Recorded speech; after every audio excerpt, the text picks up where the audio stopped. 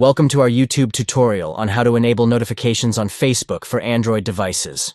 To get started, open your Android phone's settings. This can usually be found by swiping down from the top of your screen and tapping on the gear icon.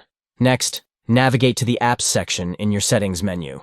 This is where you can find a list of all the apps installed on your device. Scroll through the list and find Facebook. Once you've located it, tap on the Facebook icon to open the app settings. Within the Facebook app settings, look for the Notifications option. This is where you can customize how you receive notifications from the app. Tap on Notifications, and you will see a list of notification settings for the Facebook app. To ensure that you receive notifications from Facebook, make sure that the toggle for Show Notifications is turned on. This will allow the app to send you notifications for events like new messages, friend requests, and other updates. Once you have enabled notifications for Facebook, you can customize the specific types of notifications you want to receive by tapping on the Notification Settings menu. That's it.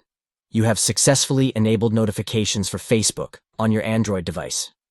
Now, you can stay up to date with all the latest activity on the app. Thanks for watching our tutorial.